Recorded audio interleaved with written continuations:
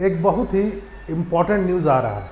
News ये है कि टर्की और पाकिस्तान के बीच एक डील होने वाला है और डील यह होगा कि टर्की अपना 5वीं पीढ़ी का फाइटर जेट पाकिस्तान को देगा। लगभग माना जा रहा है 65 देने की बात हो रही है और इसमें बहुत सारी बातें ऐसी है क्लॉजेज में कि माना जा रहा है टेक्नोलॉजी भी ट्रांसफ़र हो सकता है, कुछ चीज़ें असेंबल भी हो सकती हैं पाकिस्तान में। तो ये पाकिस्तान के लिए बहुत बड़ी बात है। वैसे मैं बता दूं भारत के लिए, जैसा कि आप जानते ही हैं कि टर्की से भारत का संबंध कभी अच्छा रहा भी नहीं है।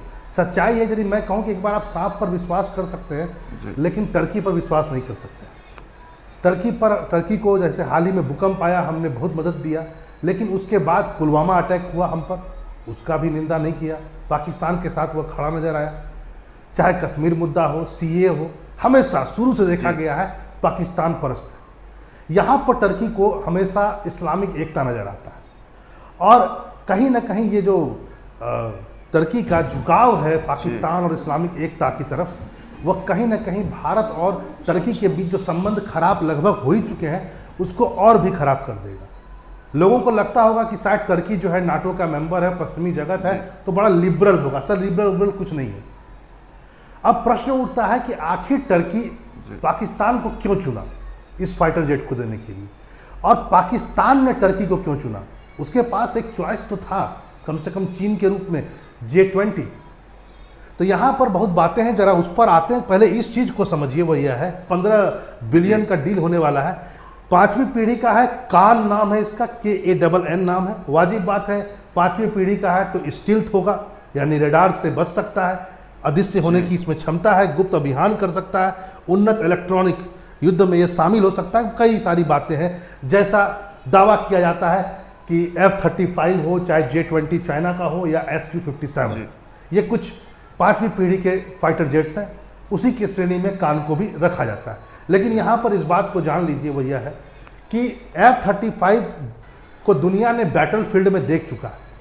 और रही बात SU-57, निसंदेह रसिया का है, कई जगह उसने इसको ऑपरेट भी किया है, अच्छी टेक्नोलॉजी मानी जा रही है।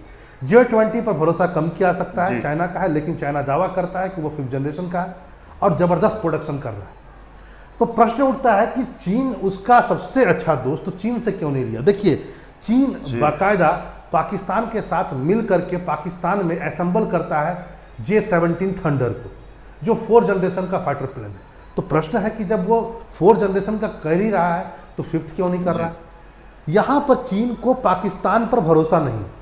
उसे लगता है कि ये टेक्नोलॉजी कहीं ना कहीं पाकिस्तान से लीक हो जाएगी, चाहे वह किसी भी द्वारा से हो, और भारत तक पहुँच सकती है या अन्य देशों में पहुँच सकती है। तो चीन पाकिस्तान पर भरोसा नहीं कर रहा है। तो प्रश्न उठता है कि टर्की क्यों। देखिए, टर्की को खरीदार चाहिए अभी फिलहाल, और वह दिखाना चाहता है विश्व को, कम से कम पश्चिमी जगत को, कि हम तुम्हारे बगैर भी हम आगे बढ़ सकते हैं, और देखो मैंने कैसा फाइटर जेट बनाया है जो विश्व के कई देश ले रहे हैं।